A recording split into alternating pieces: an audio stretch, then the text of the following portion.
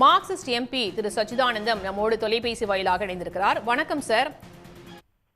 தமிழ்நாட்டு எம்பிகளான நீங்களும் வில்சன் அவர்களும் வைத்த கோரிக்கையை ஏற்று தற்போது முதுநிலை நீட் தேர்வு மையங்கள் மாற்றம் செய்யப்பட்டு தமிழ்நாட்டிலேயே ஒதுக்கீடு செய்யப்பட்டிருக்கு. இது எந்த அளவுக்கு அந்த தேர்வை எழுதக்கூடிய மருத்துவர்களுக்கு உதவிகரமா இருக்கும்? ஏன்னா மன உளைச்சலோடு போயிட்டு ஒரு தேர்வை எழுத முடியாது. தற்போது எந்த அளவுக்கு அவர்களுக்கு உதவிகரமாக இருக்கும் சார்? மேடம், இந்த தேர்வு துவங்கினதுல இருந்தே அது பிரச்சனையா தான் அறிவிச்சிட்டாங்க. கடந்த மார்ச் 11ஆம் தேதி ஃபர்ஸ்ட் அறிவிச்சாங்க.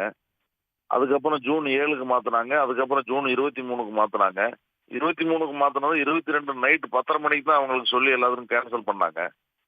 திரும்ப இப்ப ஆகஸ்ட் 11ன்னு அறிவிச்சு இப்ப சென்டர்கள் போடுறப்ப பாத்தீங்கன்னா தமிழ்நாட்டில் இருக்கவங்களுக்கு பூரா ஆந்திராவில் போட்டாங்க. யாருக்குமே தமிழ்நாட்டில் பெரும்பான்மையானவர்களுக்கு ஆந்திர பிரதேசில் சென்டர் போட்டிருக்காங்க.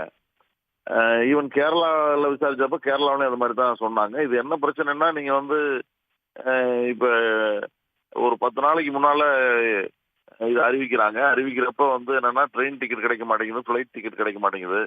இன்னொன்று பிஜி படிக்கிறப்ப கொஞ்சம் பெண் மருத்துவர்கள் அட்டன் பண்றாங்க. அவங்க கொஞ்சம் பேர் கேரிங்கா இருக்காங்க. இவங்களுக்கெல்லாம் நடைமுறையில ரொம்ப சிரமங்க. அங்கே போய் பயணம் பண்ணி அவ்வளவு தூரம் 700-800 கிலோமீட்டர் பயணம் பண்ணி போய் எக்ஸாம் எழுதுறதுங்கிறது பெரிய சிரமமான காரியம். அது தமிழ்நாட்டுக்குள்ள அந்த சென்டரை குறைச்சதுங்கிறது ஒரு பிரச்சனைங்க. ஆல் இண்டியா லெவலே அந்த சென்டரை ரொம்ப அவங்க குறைச்சு இது பண்ணாங்க. அப்போ அதோடய திரும்ப பேசி இது நான் அன்னைக்கு பார்லிமெண்ட் விவாதத்தின் போது நான் எஜுகேஷன் டிமாண்ட்ல பேசுறப்பையும் நான் இதை வலியுறுத்தினேன். அதுக்கப்புறம் நேராகவும் நம்ம honourable minister for health and family welfare அவரையும் சந்திச்சு நாங்கள் ரெப்ரசன்ட் பண்ணேன். இது சென்டர் அந்தந்த ஸ்டேட்ல இருக்கவங்களுக்கு அந்தந்த ஸ்டேட்லேயே சென்டர் கொடுக்கறதா பொருத்தமா இருக்கும் அப்படிங்கிறத நம்ம வலியுறுத்தணும். அவரை நான் என்னன்னு கன்சிடர் பண்றேன்னு சொன்னாரு.